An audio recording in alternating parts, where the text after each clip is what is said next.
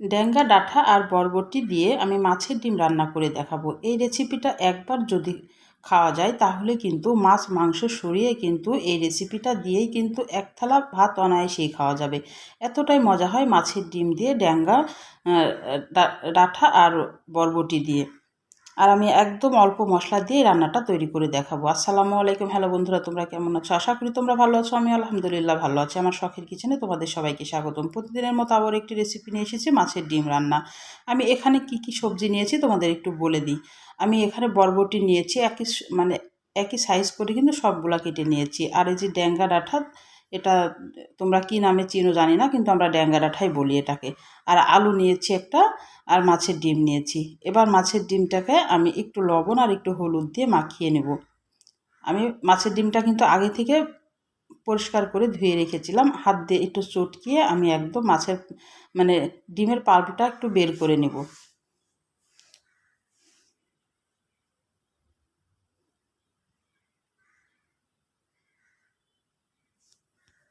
ডিমটা যখন গলানো হয়ে গেল তখন এখানে আমি 1 চামচ কর্নফ্লাওয়ার দিয়ে দেবো। এটা বাইন্ডিংয়ের কাজ করবে। আমি ডিমটা একটু ভেজে নেব আগে।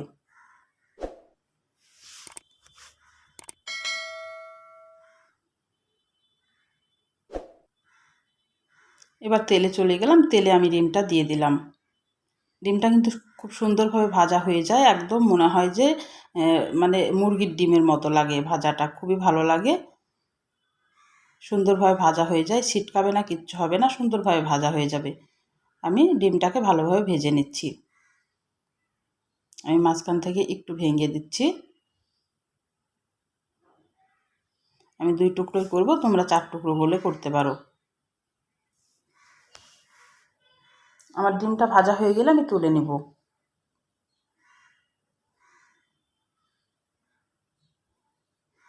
মাছের ডিম তো অনেকভাবেই খেয়ে থাকো, কিন্তু এইভাবে একবার ড্যাঙ্গা ডাঁটা দিয়ে রান্না করে দেখো, খুব মজা লাগে খেতে। এখানে পেঁয়াজ কুচি দিয়ে দিলাম আর একটু হলুদ দিয়ে দিলাম। একটু ভালোভাবে নেড়ে নেব। পেঁয়াজটা একটু নরম আসা পর্যন্ত অপেক্ষা করব। এখানে লাল করার দরকার নাই। আমি সবজিগুলো এখন দিয়ে দেব। আমি সব সবজিগুলো দিয়ে এখন সবজিটা আমি একটু ভেজে নেব পেঁয়াজের সঙ্গে আর তেলের সঙ্গে। আমি কিন্তু খুব অল্প মশলা দিয়ে রান্নাটা করব।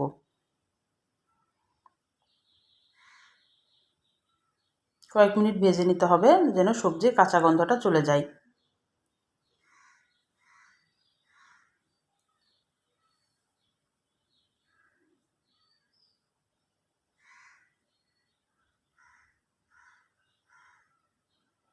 একটু ভাজা যখন হয়ে যাবে তখন কিন্তু এই পর্যায়ে একটু লবণ দিয়ে দিতে হবে। আগে কিন্তু লবণটা দিয়ে দিলে কিন্তু অনেক পানি বের হয়ে যাবে।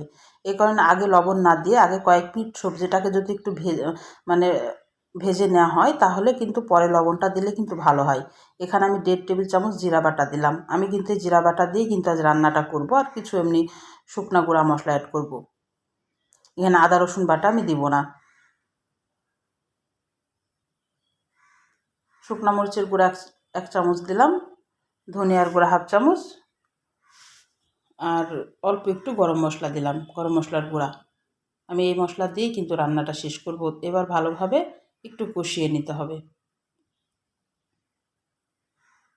জিরা বাটা দিয়ে এইভাবে একবার রান্না করে খেয়ে দেখো, খুব মজা লাগে এই মাছের ডিমটা। আর মাছের ডিমের রেসিপি কিছু আছে আমার চ্যানেলে, তোমরা চাইলে দেখে আসতে পারো।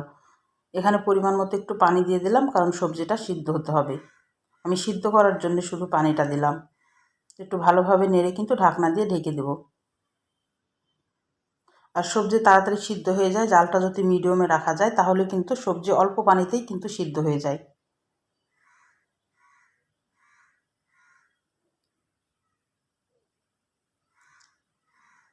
পানিটা শুকিয়ে এসেছে, উপরে যখন তেল উঠে আসবে তখন জানবা যে সবজিটাও সিদ্ধ হয়ে যাবে। এই পর্যায়ে আমি একটু স্বাদ বাড়ানোর জন্য অর্ধেকটা টমেটো আমি একটু ফালি করে দিলাম, কারণ টমেটো যদি আগে দিতাম একদম গলে ঘ্যাঁত্তা হয়ে যেত। টমেটোটাও একটু আস্ত থাকবে, এই কারণে সবজিটা সিদ্ধ হওয়ার পর টমেটোটা দিলাম।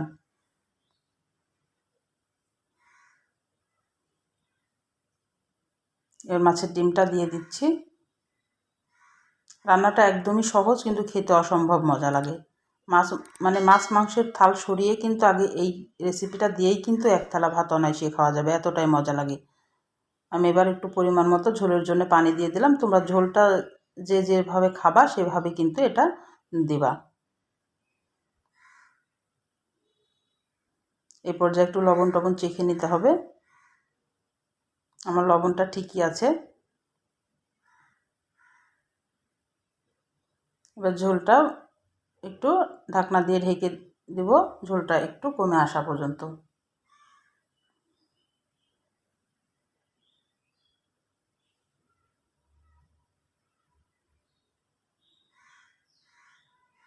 তাহলে আমার রান্নার যদি কোনো অংশে তোমাদের ভালো লাগে প্লিজ আমার চ্যানেলটাকে সাবস্ক্রাইব করে দিও, একটা লাইক দিয়ে রান্নাটা দেখা শুরু করো, ছোট্ট একটা কমেন্ট করে জানাও আমার রান্নাগুলো কেমন লাগে।